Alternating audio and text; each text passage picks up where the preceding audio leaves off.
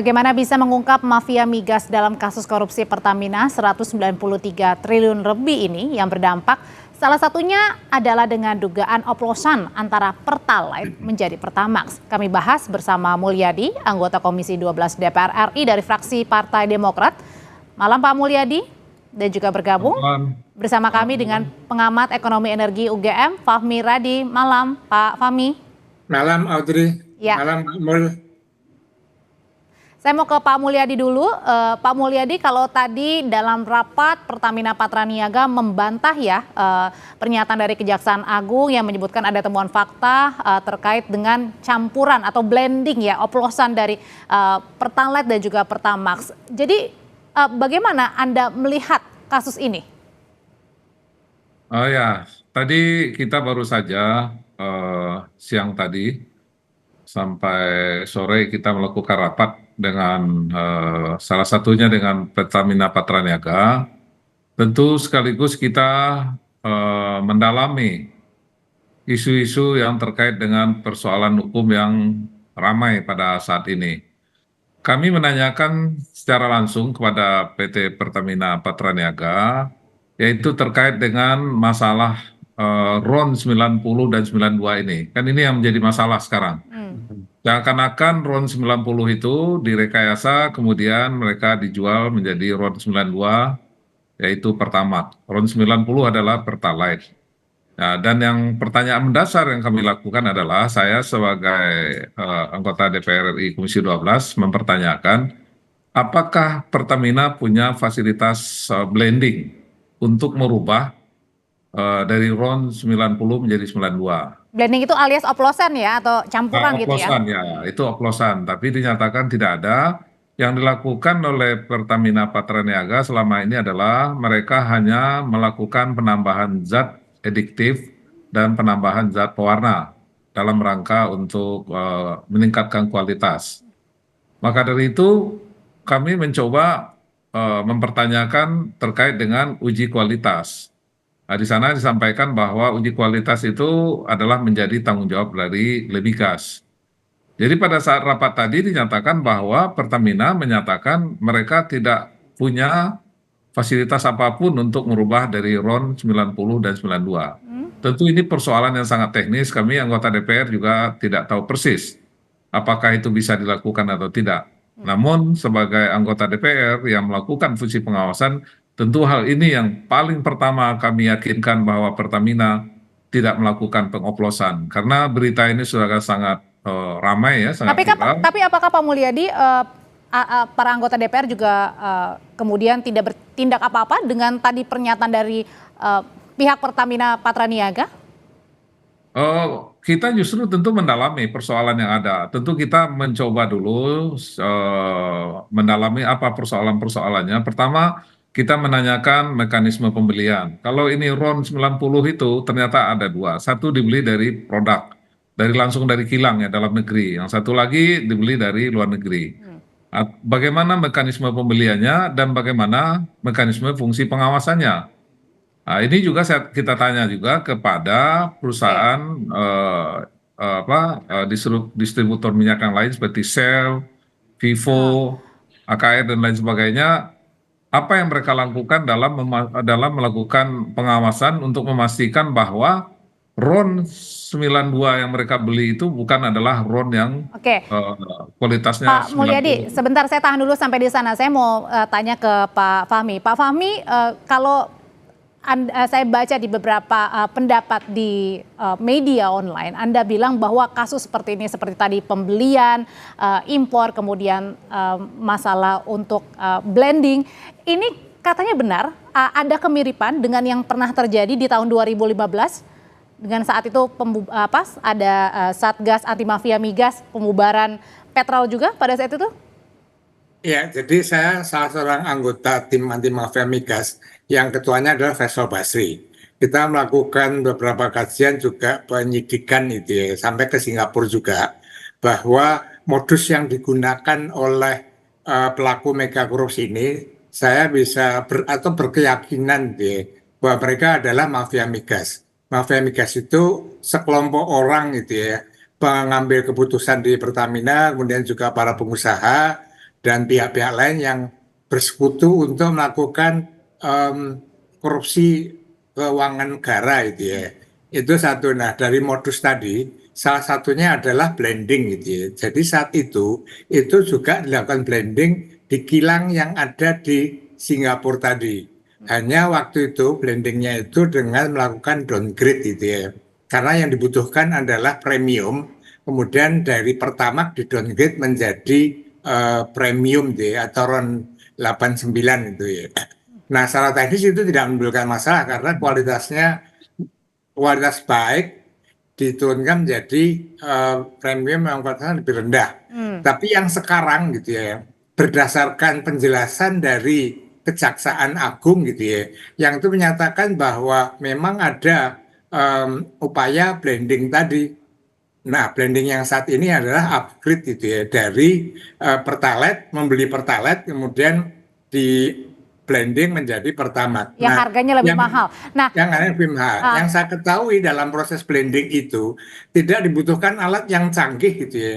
Yang dibutuhkan adalah suatu tempat seperti di kilang atau depo yang di Jakarta tadi, kemudian menyampur tadi dengan menambahkan beberapa variabel itu. Itu untuk mengubah warnanya ya, agar orang taunya yang saya beli adalah Pertamax bukan Pertalite.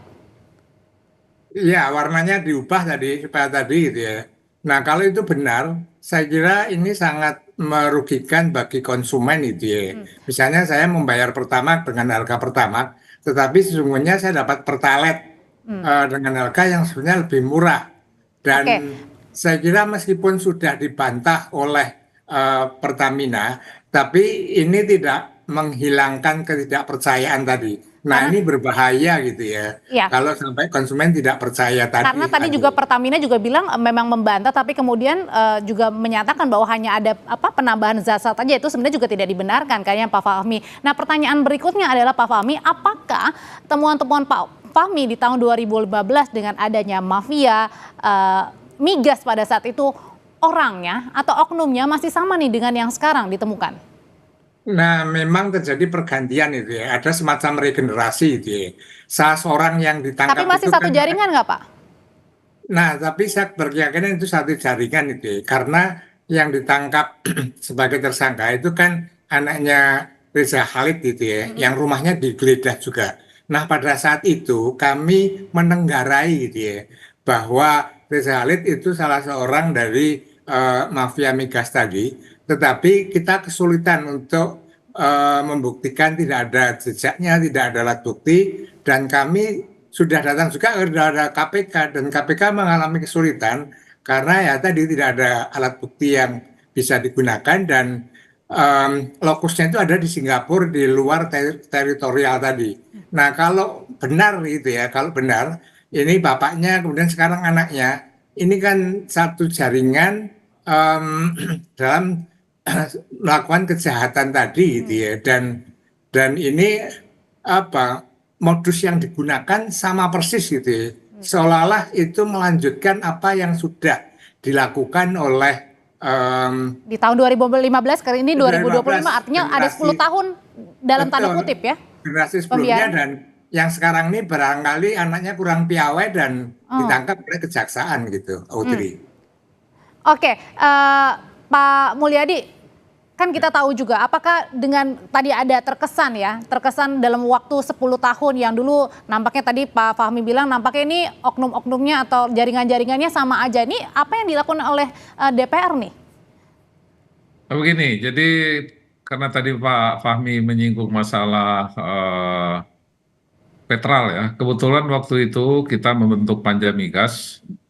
Dan pada saat itu saya sebagai ketua panjanya, dan saya juga ke Singapura meninjau langsung. Tapi memang pada saat itu ada yang tersisakan, yaitu ada audit forensik dari Kordamenta. Itu kelihatannya itu yang tidak ada tindak lanjut. Kalau saya lihat, saya sebagai ketua panja waktu itu tentu tidak masuk lagi kepada hal-hal yang sangat teknis, karena di dalam audit Kordamenta itu sudah sangat detail dan sangat jelas sekali. Artinya pada saat itu kasusnya tidak dituntaskan juga ya Pak Mulyadi? Nah, saya nggak tahu tidak ditindaklanjutin karena itu sudah menjadi ranah hukum. Nah itu saya kebetulan waktu itu jadi ketua Panja Migas di Komisi 7 waktu itu. Nah, Nah, kalau sekarang yang kami pertanyakan sebetulnya adalah terkait dengan isu tentang perubahan atau rekayasa atau pengoplosan RON 90 ke 92. Kalau dulu waktu dulu itu masih ada RON oke. 88 premium. Kalau sekarang kan sudah nggak ada lagi. Tapi kalau saya lihat dari peristiwanya 2018 2023 tentu masih ada RON 88 seperti yang disampaikan tadi Oke, oleh. Pak Mulyadi. Oke, Pak Mulyadi dan Pak Fahmi, karena begini, kan tahun lalu kita juga ingat ya masih ada banyak keluhan soal kualitas pertamax sampai-sampai harus ada yang menguras tangkinya, ada yang mogok juga, kemudian muncul berbagai di media sosial sekarang kita sudah mengikuti tidak ikut subsidi, tapi kemudian ini sepertinya kita menghantri pertamax gitu, padahal dalamnya adalah pertalite. Bagaimana hal ini harus dihadapi supaya tidak menimbulkan kecewaan terlalu dalam oleh masyarakat? Tapi usai kumandang azan maghrib nanti Bapak akan menjawabnya. Tetaplah bersama kami, saudara.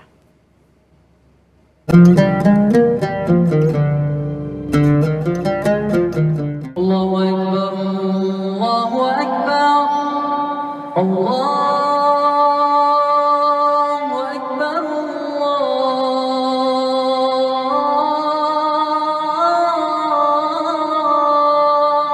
Allahu Akbar.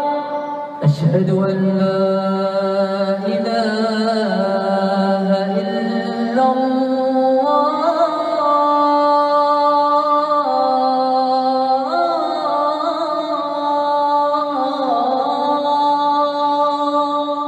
أشهد أن لا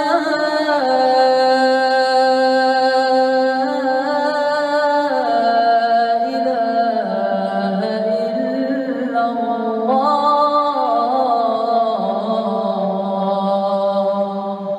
أشهد أن محمدا رسول الله.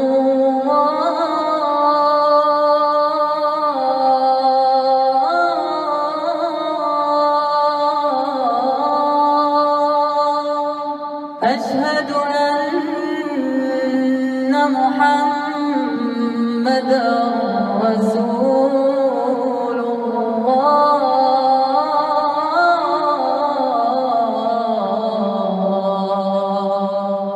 حي على الصلاة.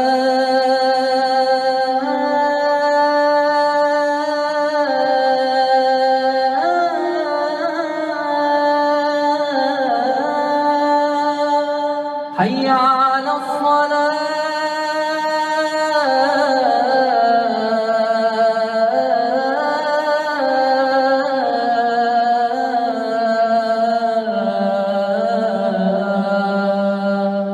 حي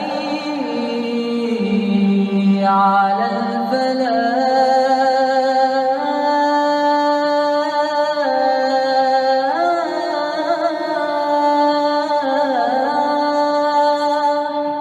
حي على الفلاح.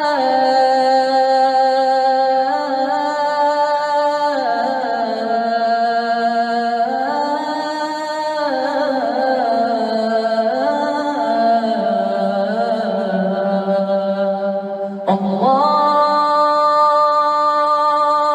أكبر،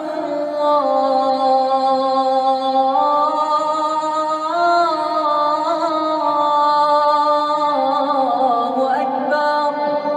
لا إله إلا الله.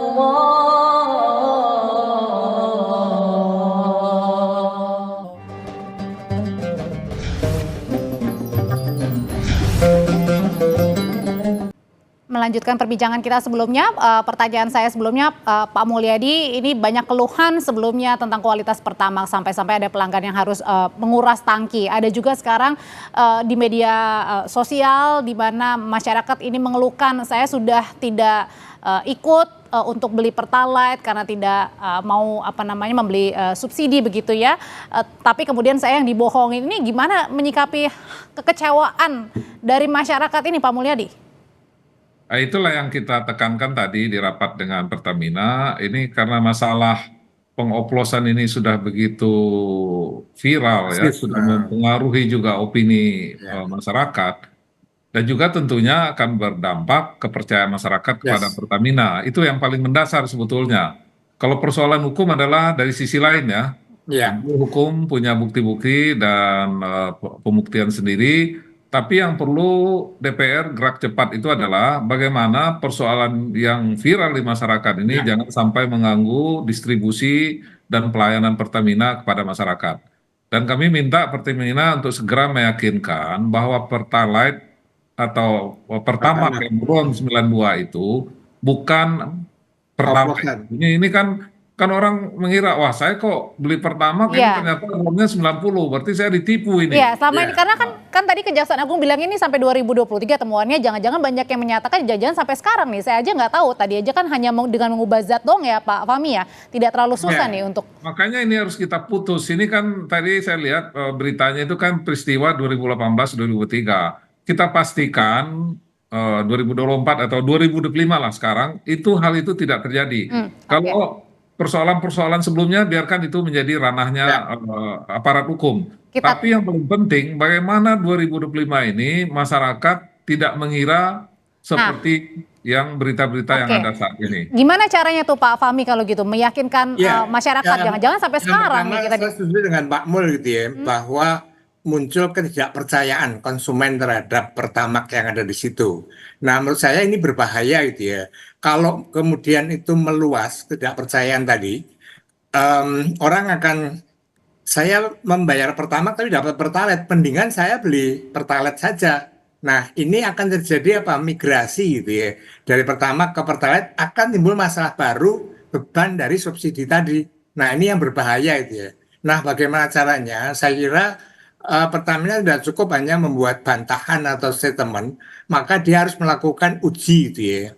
Ada suatu pengujian dengan mungkin mengajak juga pihak yang ahli di bidangnya untuk mengambil sampling di beberapa SPBU, kemudian diuji bahwa itu benar-benar Pertamax sesuai dengan spesifikasinya tadi. Tapi kalau kemudian terbukti bahwa itu Pertamax dengan kualitas Pertalite, maka Pertamina harus menarik seluruh Pertamax yang ada di SPBU mengganti dengan yang asli tadi.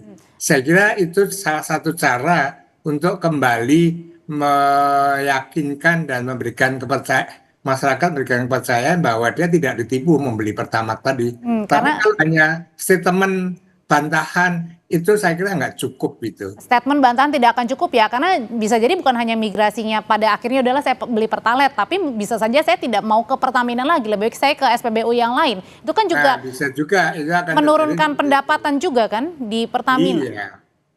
Gimana tuh Pak Fahmi? Maka iya itu pasti akan terjadi gitu ya.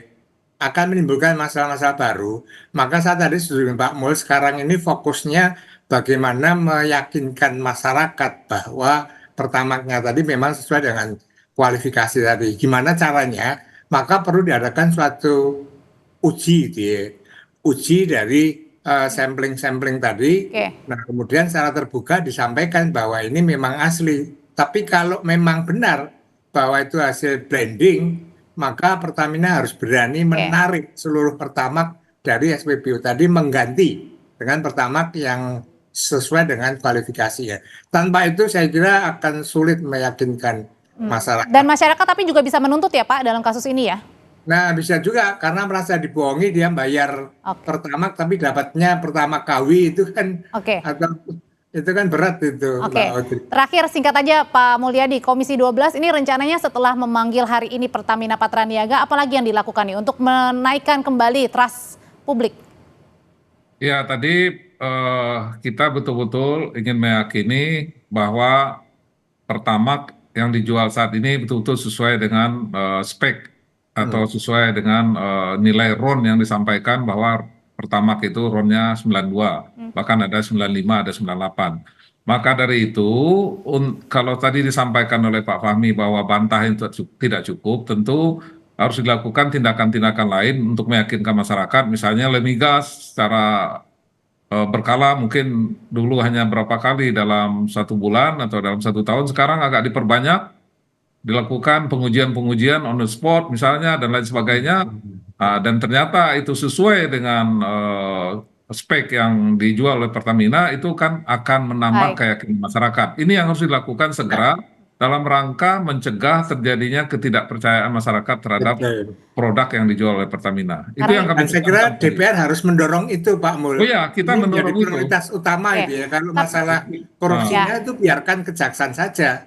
Ya, kita peran kita terpisah karena kalau persoalan hukum kan sudah ada ini sendiri, itu menjadi kewenangan Kejaksaan Agung. Bagi kami adalah bagaimana produk yang dijual oleh Pertamina sekarang, karena situasinya ada timbul isu atau kepercayaan masyarakat yang menurun, maka kita mendorong fungsi pengawasan yang lebih ketat dan melakukan uji coba yang lebih banyak sehingga kepercayaan masyarakat akan kembali bahwa mereka yakin bahwa produk Pertamina yang mereka beli Baik. itu sesuai dengan yang mereka ketahui dan mereka harapkan. Dan kami juga DPR tentu ingin meyakinkan itu semua dan ingin memastikan Oke. itu semua. Ya, bukan hanya menaikkan trust, tetapi juga bagaimana pengusutan kasusnya agar tuntas ya, karena modus-modus seperti ini ternyata pernah terjadi di 10 tahun lalu, 2015. Terima kasih Pak Mulyadi, Pak Fahmi, selamat malam.